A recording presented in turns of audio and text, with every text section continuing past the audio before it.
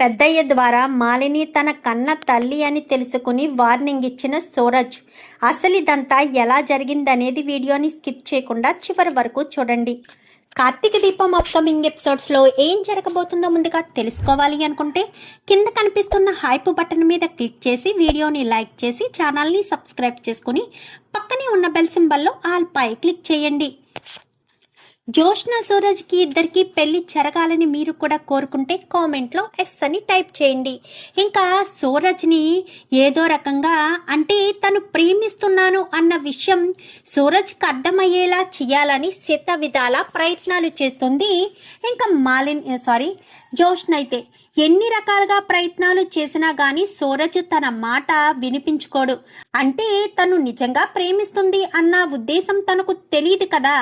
జోష్న ప్రేమిస్తుందన్న విషయం సూరజ్కి ఏం తెలియదు కాబట్టి జోష్న తన మనసు విప్పి తనతో తన ప్రేమ విషయం చెప్పడానికి వచ్చినా కానీ సూరజు వినిపించుకోడు. అంటే అదే సమయానికి వేరే ఫోన్ రావడంతో పక్కకు వెళ్ళిపోతాడు.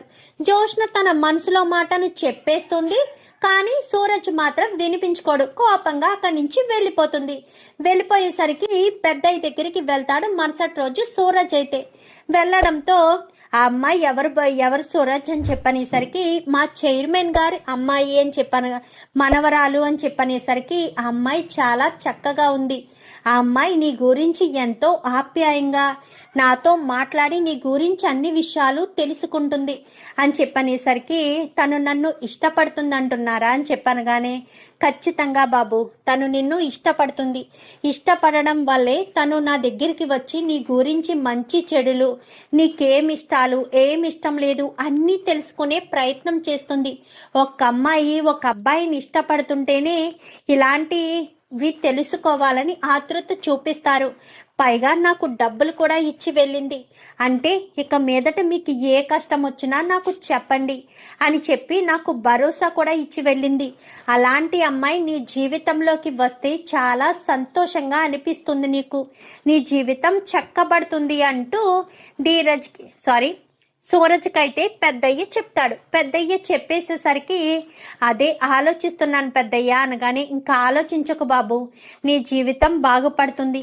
మనం ఇష్టపడే వాళ్ళకంటే మనల్ని ఇష్టపడే వాళ్ళని సంతోషంగా చూసుకోవడంలోనే ఆనందం తృప్తి ఉంటుంది సూరజ్ అని చెప్పనేసరికి సరే పెద్దయ్య నేను ఒక మాట అడుగుతాను, మీరు సూటిగా సమాధానం చెప్తారా పెద్దయ్య అని చెప్పనేసరికి దేని గురించి సూరజ్ చెప్పనగానే నా కన్న తల్లిదండ్రులు ఎవరో మీకు తెలుసా పెద్దయ్య అని చెప్పనేసరికి ఒక్కసారిగా పెద్దయ్య షాక్ అయిపోతాడు. ఏం మాట్లాడుతున్నావు సూరజ్, నీ కన్న తల్లిదండ్రులు నాకెలా తెలుస్తుంది, నాకు తెలీదు అని చెప్పాను. కానీ లేదు పెద్దయ్య, మిమ్మల్ని నేను ఈ ప్రశ్న అడిగిన ప్రతిసారి కూడా మీరు వణికిపోతూ ఉంటారు. అంటే నా కన్న తల్లిదండ్రులు ఎవరన్న విషయం మీకు బాగా తెలిసి కూడా నాకు ఆ విషయం చెప్పడం లేదు. అంటే నా దగ్గర నిజం దాస్తున్నారా పెద్దయ్య అని చెప్పాను. కానీ లేదు సూరజ్, నీ దగ్గర నిజం దాయాలనేది కాదు, నీ తల్లిదండ్రులు ఎవరో నాకు తెలీదు అని చెప్పాను. కానీ నమ్మను పెద్దయ్య, నమ్మను. నా తల్లిదండ్రులు ఎవరో మీకు తెలుసు. ఈరోజు నా పుట్టినరోజు అని చెప్తున్నారంటే నేను మీకు దొరికిన రోజనా, లేదంటే మరి ఏ ఉద్దేశంతో ఈరోజు నా పుట్టినరోజు అంటున్నారు? నా తల్లిదండ్రులు ఎవరొకరు మీకు తెలుసు, తల్లో తండ్రో తెలుసు కాబట్టి ఈరోజు నా పుట్టినరోజు అని మీరు నాకు అంత పర్టికులర్గా చెప్పారు. నీ పుట్టినరోజు సూరజ్ అని చెప్పారే తప్ప నువ్వు దొరికిన రోజు అని నాకు మీరు ఏ రోజు చెప్పలేదు. అంటే నా తల్లిదండ్రులు ఎవరో మీకు తెలుసు పెద్దయ్య అని చెప్పనేసరికి అది కాదు సూరజ్ అనగానే చూడండి పెద్దయ్య, ఇప్పటి వరకు మిమ్మల్ని నేను ఏదైనా అడిగానా? ఇప్పుడు అడుగుతున్నాను, నా తల్లిదండ్రులు ఎవరు నాకు తెలియచేయండి. నేను మళ్ళీ సాయంత్రం వస్తాను. నాకు నా తల్లిదండ్రుల పేర్లు వివరాలు కావాలి. నేను వాళ్ళ దగ్గరికి వెళ్ళి నేను మీ కొడుకును అని చెప్పుకోను, కానీ పేరు వివరాలు అయితే కావాలి అని చెప్పనేసరికి సరే అని ఇంకేం మాట్లాడకుండా పెద్దయ్య సైలెంట్గా ఉండిపోతాడు. ఇంకా ఇంక సూరజ్ అలా వెళ్ళిపోయిన తర్వాత వాళ్ళ అమ్మ ఫోటో తన జోబీలో ఉంది. వాళ్ళ నాన్న తీసుకొచ్చి నాకు అప్పగించేసి వెళ్ళిపోయాడు. ఇప్పుడు వాడు నా దగ్గర పెరుగుతున్నాడు. ఇప్పుడు వాళ్ళ నాన్న ఫోటో అయితే నా దగ్గర లేదు, కానీ వాళ్ళ అమ్మ ఫోటోని చూపించమని అంటున్నాడు. ఆ ఫోటోని చూపించాలా? చూపిస్తే వాళ్ళ దగ్గరికి వెళ్ళి అమ్మ అని పిలిస్తే పరిస్థితి ఏంటి? అయినా సరే వాళ్ళ నాన్న ఎవరికీ చెప్పొద్దు అని చెప్పాడు కదా.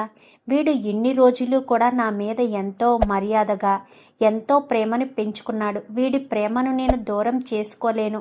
పైగా వీడు నన్ను ఇంతలా నమ్మాడు. నన్ను నమ్మిన వాడిని నేను మోసం చేయలేను అని చెప్పి ఇంకా పెద్దయ్య అయితే ఆలోచిస్తూ తన పెట్టెలో ఎక్కడో అడుగున దాచిన మాలిని ఫోటోని తీసేసరికి మాలిని ఫోటో కొంచెం చెదపట్టేసినట్టుగా అనిపిస్తూ ఉంటుంది.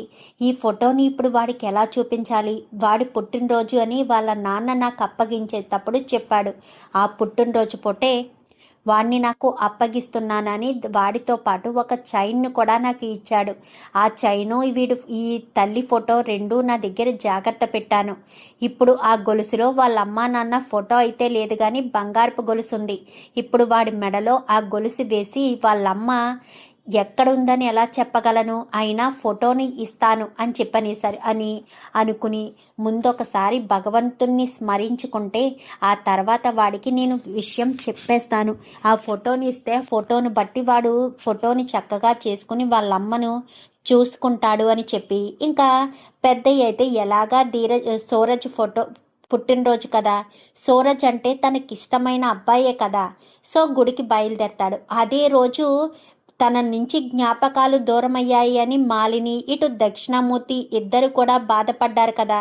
అమ్మ మాలిని, ఈరోజు గుడిలో అన్నదానం చేద్దామమ్మా అని చెప్పి ఇంకా దక్షిణామూర్తి అయితే అంటాడు, తప్పకుండా మామయ్య, పదండి వెళ్దాము అని చెప్పి ఇద్దరు కూడా గుడికి బయలుదేరతారు.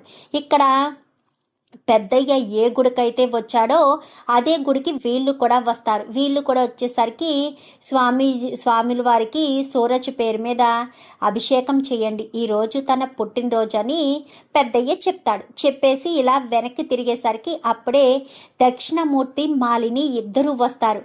ఒక్కసారిగా చూసి షాక్ అయిపోతాడు. ఎందుకంటే తన ఫేస్ని బాగా గుర్తుపట్టాడు. పైగా గుడికి వచ్చే ముందు కూడా ఆ ఫోటోని చూశాడు కదా. మాలినిని చూసి పక్కకు తప్పుకుంటాడు. స్వామీజీ, ఈరోజు నా పంతులు గారు, ఈరోజు నా కొడుకు పుట్టినరోజు. నా కొడుకు పుట్టినరోజున ఈ గుడికి వచ్చిన ప్రతి ఒక్కరు కడుపు నిండా భోజనం తిని వెళ్ళాలి. అన్నదానం ఏర్పాటు చేయండి, దానికి కావలసిన ఖర్చు మొత్తం మేము భరిస్తాము అని చెప్పనేసరికి ఇంకా ఆల్రెడీ సూరజ్ చెప్పాడు కదా మా అమ్మ వాళ్ళు ఎవరు ఏంటి అని. సో సూరజ్కి వెంటనే ఫోన్ చేస్తాడు పెద్దయ్య. అయితే ఫోన్ చేసేసరికి చెప్పు పెద్దయ్య అనగానే, మీ అమ్మను చూడాలి అని అన్నావు కదా, నువ్వు ఇక్కడికి రా, నేను చెప్పిన గుడికి రా, మీ అమ్మ ఎవరో ఏంటో నేను చెప్తాను. కాదు చూపిస్తాను అని చెప్పి ఇంకా పెద్దయ్య అయితే చెప్తాడు. చెప్పేసేసరికి అప్పుడే జోష్నతో మాట్లాడదామని వెళ్తూ ఉంటాడు. పొద్దుట జోష్న ఏదో నాకు చెప్పడానికి ప్రయత్నం చేసింది, నేను వినిపించుకోలేదు అని. జోష్నతో మాట్లాడదాము, ఈరోజు నా పుట్టినరోజు కదా, బయటికి వెళ్దాము అన్న ఉద్దేశంతో ఇంకా అనుకుని జోష్న దగ్గరికి వెళ్ళబోతుండగా ఇలా పెద్దయ్య ఫోన్ చేయడంతో జోష్నతో మళ్ళీ మాట్లాడతానని గబగబా గుడికి వెళ్తాడు. గుడికి వెళ్ళడంతో పెద్దయ్య ఎక్కడున్నావు అనగాని, నేను పలానా చోట ఉన్నాను సూరజ్, రా అని చెప్పనేసరికి సరేనని అక్కడికి వెళ్తాడు. వెళ్ళడంతో ఏంటి పెద్దయ్య ఎక్కడికి రమ్మన్నావు, మా అమ్మను చూపిస్తానన్నావు అని చెప్పాను. కానీ మీ అమ్మను చూపించే ముందు నీకు ఒక విషయం చెప్పాలి. మీ నాన్నకు మీ అమ్మకు మధ్య ఏం గొడవ జరిగిందో తెలీదు. నీ పుట్టినరోజు పూటే మీ నాన్న మీ అమ్మ నుంచి దూరం చేసి 4 సంవత్సరాల వయసులో నాకు నిన్ను అప్పగించాడు. అప్పుడు నీ దగ్గర దొరికిన ఈ చైన్ మీ నాన్న నా చేతికిచ్చాడు. ఇది మీ అమ్మ ఫోటో. మీ అమ్మ ఫోటో నీ జోబిలో చూశాను. కానీ మీ నాన్నకు మీ అమ్మ నుంచి ఎందుకు నిన్ను దూరం చేశాడో నాకు తెలియదు. మీ అమ్మ దుర్మార్గురాలు, తన తల్లి ఎవరో కూడా చెప్పకుండా పెంచండి అంటూ మీ నాన్న వెళ్ళిపోయాడు. కానీ ఆ ఫోటోని చూపించాను. ఏ తల్లి అయినా సరే కొడుకుని ఎందుకింత దుర్మార్గంగా చూడాలని అనుకుంటుందో నాకు అప్పుడు తెలియలేదు అని చెప్పనేసరికి, ఇప్పుడు ఇంతకీ మా అమ్మ ఎవరు పెద్దయ్యా అనగాని, ఇదిగో అని ఫోటోని, ఆ చైన్ని రెండింటిని కూడా వాడి చేతుల్లో పెడతాడు. అంటే సూరజ్ చేతుల్లో పెడతాడు. సూరజ్ చేతుల్లో పెట్టేసేసరికి ఇంకా సూరజ్ కాస్త అది చూసి ఒక్కసారిగా షాక్ అయిపోతాడు. షాక్ అయిపోయేసరికి, పెద్దయ్య, ఈ ఫోటోలో ఉన్న మా అమ్మ సరిగ్గా కనిపించడం లేదు, ఫోటో పాతది కావడం వల్ల అని చెప్పాను. కానీ ఫోటోలో మీ అమ్మని ఏం చూస్తావు, డైరెక్ట్గానే చూపిస్తాను, ఒక్కసారి తలెత్తి నీ ఎదురుగా ఉన్న ఆవిడిని చూడు అని చెప్పనేసరికి, దూరంగా భోజనాలు వడ్డింపుల దగ్గర దక్షిణామూర్తి అలాగే మాలిని ఇద్దరు ఉంటారు. ఇద్దరు ఉండేసరికి చెయ్యి ఎత్తి చూపిస్తాడు. తనే మీ అమ్మ, నీ చేతిలో ఉన్న ఫోటోలో ఉన్న అమ్మ. ఏంటి పెద్దయ్య మీరు అనేది, ఆవిడ మాలిని గారు కదా అని చెప్పాను. కానీ ఆవిడ పేరేంటో నాకు తెలీదు, కానీ మీ అమ్మగారు ఆవిడే, ఎందుకంటే ఆ ఫోటోలో ఉన్నది ఆవిడే కాబట్టి అని చెప్పాను. కానీ కావాలంటే ఈరోజే వాళ్ళ అబ్బాయి పుట్టినరోజంట, మీ నాన్న నిన్ను నా దగ్గర వదిలేసేటప్పుడు నీ పుట్టినరోజు ఈరోజే అని చెప్పాడు అని చెప్పనేసరికి ఒక్కసారిగా షాక్ అయిపోతాడు సూరజ్. అంటే మా అమ్మ నుంచి మా నాన్న ఎందుకు నన్ను దూరం చేశాడు అని చెప్పి ఇంకా పెద్దయినైతే సూరజ్ అడుగుతాడు. మీ అమ్మ దుర్మార్గురాలని, మీ అమ్మ పెంపకంలో పెరిగితే నువ్వు గొప్ప స్థాయికి వెళ్ళవు అన్న ఒకే ఒక్క కారణం చేతే మీ నాన్న నిన్ను నా దగ్గర వదిలిపెట్టాడు.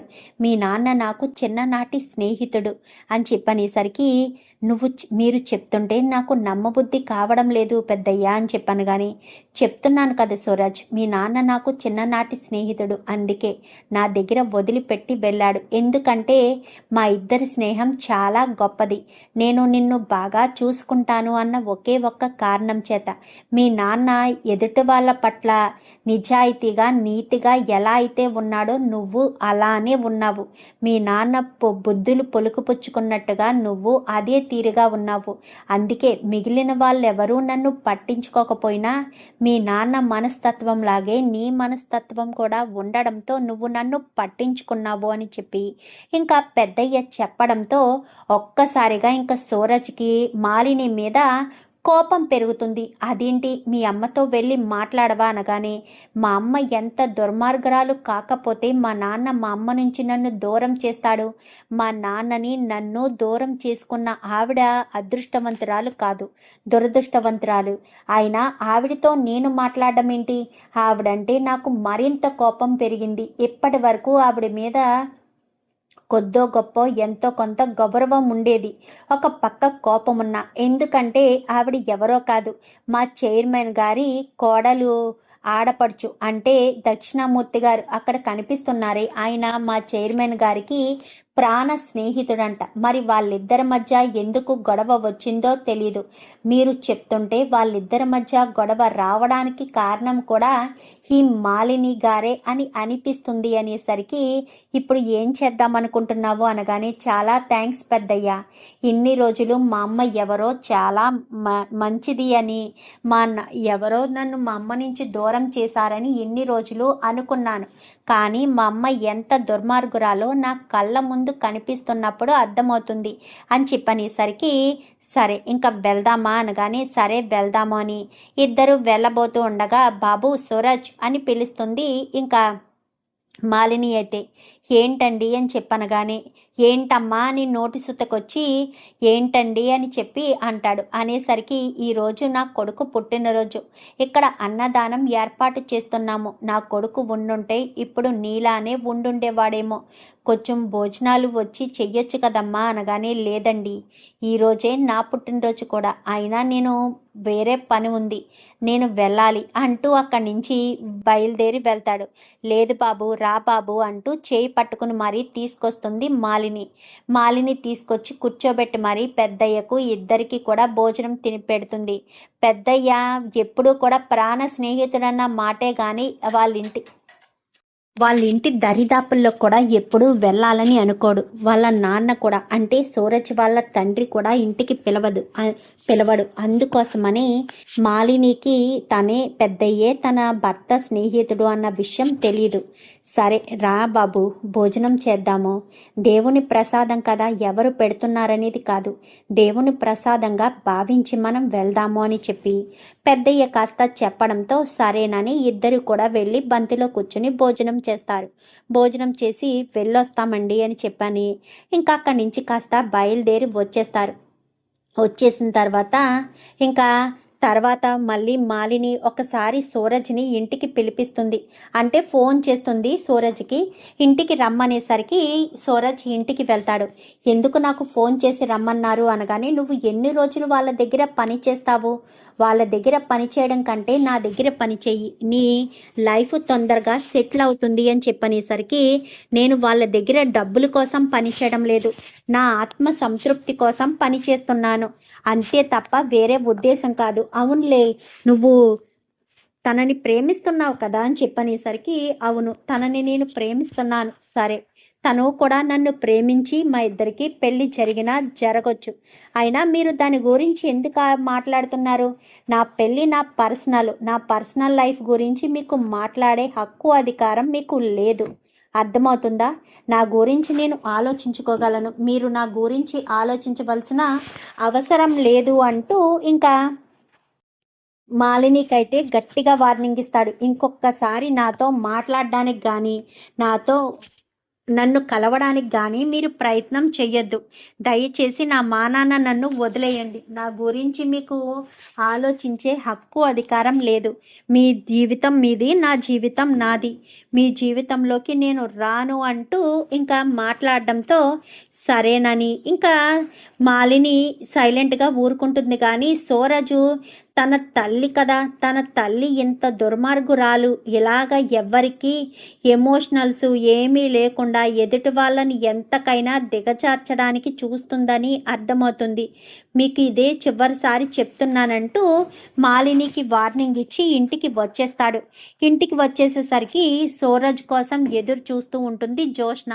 నేను నీతో మాట్లాడాలి అని జ్యోష్న అంటుంది. ఏం మాట్లాడాలి జ్యోష్న అని చెప్పాను. కానీ ఇక్కడ కాదు, బయటికి వెళ్దాం పద అని చెప్పి ఇంకా ఎదురుగానే చెప్పడానికి ప్రయత్నం చేస్తుంది. ఎందుకంటే ఆల్రెడీ ఒకసారి అవుట్ హౌస్లో వెనక్కి తిరిగి చెప్పడానికి ప్రయత్నం చేస్తే సూరజ్ వినిపించుకోలేదు కదా.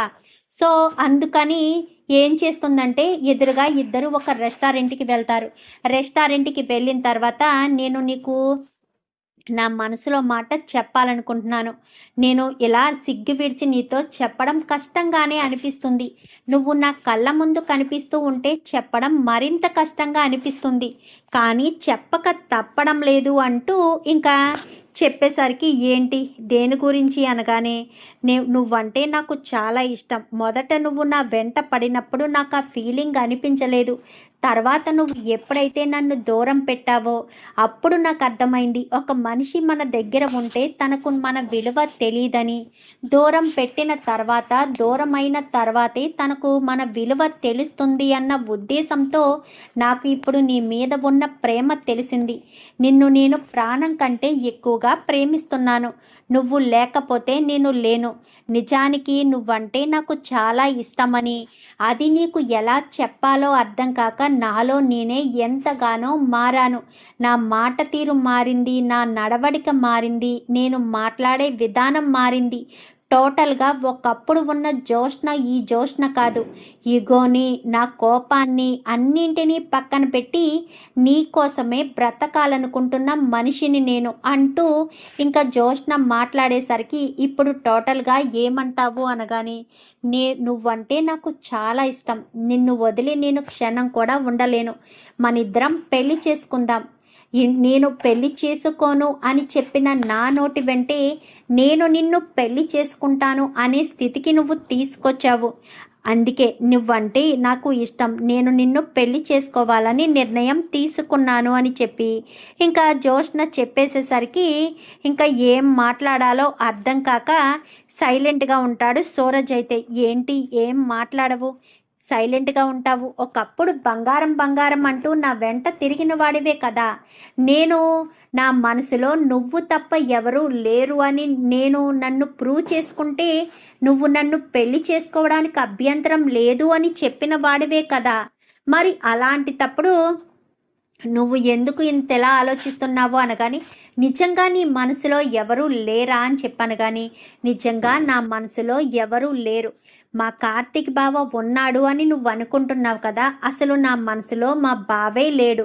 మా బావని కేవలం దీప పెళ్లి చేసుకుందన్న పంతానికే నేను సొంతం చేసుకోవాలని అనుకున్నానే తప్ప అది ప్రేమ కాదని నువ్వు నా జీవితంలోకి వచ్చిన తర్వాతే నాకు అర్థమైంది సూరజ్ అంటూ ఇంకా జోష్న తన మనసులోని మాటను పెదవులు దాటి బయట పెట్టి, నువ్వంటే నాకు చాలా ఇష్టం, నేను నిన్ను ప్రేమిస్తున్నాను అంటూ చెప్పేసేసరికి ఒక్కసారిగా ఇంకా సూరజ్ అయితే తన ముఖంలో కనిపిస్తున్న సంతోషాన్ని లోపల దాచుకుంటూ చాలా సంబరపడిపోతూ ఉంటాడు.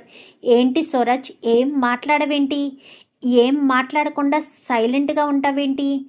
మాట్లాడు సూరజ్, మనిద్దరం పెళ్లి చేసుకుందామా అని చెప్పనేసరికి, నువ్వు ఇలా నా ముందుకొచ్చి నన్ను ప్రేమిస్తున్నాను అని చెప్తావని కలలో కూడా అనుకోలేదు అని చెప్పాను. కానీ అంటే నా లవ్ని యాక్సెప్ట్ చేస్తున్నావా అనగానే, యాక్సెప్ట్ చేస్తున్నాను, నిజంగానే నీ లవ్ని నేను యాక్సెప్ట్ చేస్తున్నాను అని చెప్పి ఇంకా మాట్లాడడంతో చాలా సంబరపడిపోతాడు ఇంకా సూరజ్ అయితే.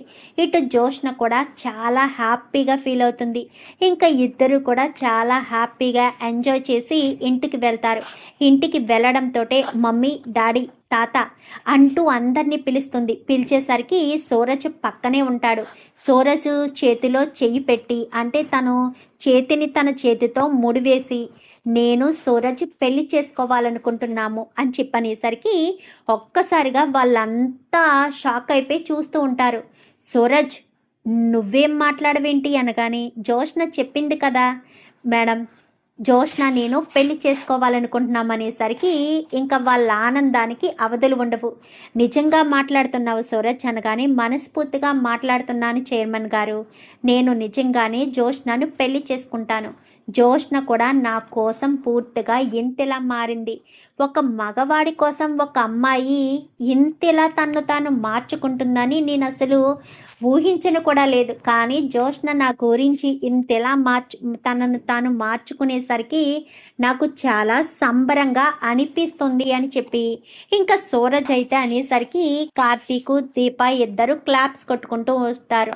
మొత్తానికైతే వీళ్ళ ప్రేమ సుఖాంతమైందనమాట.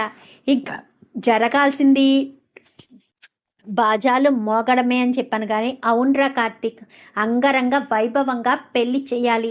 నా ఒక్కగానొక్క మనవరాలి పెళ్ళి అంగరంగ వైభవంగా పెళ్లి చెయ్యాలి అని చెప్పనేసరికి, ఇదంతా దీప ప్రోత్సాహం వల్లే జరిగింది తాత. దీప నాకు ఎంతగానో సపోర్ట్ చేసింది. ఒకప్పుడు బావను పెళ్లి చేసుకుందని దీప మీద ఎంతో కోపాన్ని చూపించిన నేను ఇప్పుడు సూరజ్ని ప్రేమించడానికి నాకు దీప ఎంతగానో సపోర్ట్ చేసింది, ఎంతగానో హెల్ప్ చేసింది. దీపను మాత్రం ఎప్పటికీ నేను మర్చిపోలేను అని చెప్పి ఇంకా జోష్న కాస్త చెప్పేసేసరికి, చాలు చాలు జోష్న, ఇంకా నన్ను పొగిడింది చాలు, సరేనా? నువ్వు నేను హ్యాపీగా ఉండాలి, అంతా సంతోషంగా ఉండాలి. ఇంకా తొందరలోనే నీ పెళ్ళి. అమ్మ, వెంటనే పంతులు గారిని పిలిపించి ముందు వీళ్ళిద్దరికీ ఎంగేజ్మెంట్కి ఏర్పాట్లు చేయించండి అనగానే, ఎస్, నువ్వు చెప్పింది కరెక్ట్ దీప, ముందు ఎంగేజ్మెంటు తర్వాతే పెళ్ళి అనగానే, పెళ్ళి సింపుల్గా అయితే అనగాని, ఏం మాట్లాడుతున్నావు బ్రదర్, సింపుల్గా ఎలా చేస్తారు? ది గ్రేట్ శివనారాయణ గారి మనవరాలి పెళ్ళిని సింపుల్గా అయితే చేసే ప్రసక్తే లేదు. అంగరంగ వైభవంగానే పెళ్లి చేస్తారు. అర్థమవుతుందా? నువ్వు దేని గురించి కూడా టెన్షన్ పడకు అని చెప్పి ఇంకా సూరజ్కి చెప్పేసరికి, ఇంకా సూరజ్, మీ ఇష్టం, మీ ఇష్టాన్ని నేను కాదనలేను. ఎందుకంటే మీ మనవరాలి పెళ్లి గురించి మీరు ఎన్నో ఆశలు పెట్టుకుని ఉంటారు కదా చైర్మన్ గారు, మిమ్మల్ని నేను ఇబ్బంది పెట్టను అని చెప్పి సూరజ్ అయితే అంటాడు. చూద్దాం మరి రాబోయే ఎపిసోడ్స్లో ఇలాగే జరగాలని మీరు కూడా కోరుకుంటే కామెంట్లో మీ అభిప్రాయాన్ని తెలియచేసి, సూరజ్కి జోష్న కరెక్ట్ అయిన మనిషేనా, జోష్నకు సూరజ్ కరెక్ట్ అయిన మనిషేనా? కామెంట్ రూపంలో తెలియచేయండి. Thank you for watching.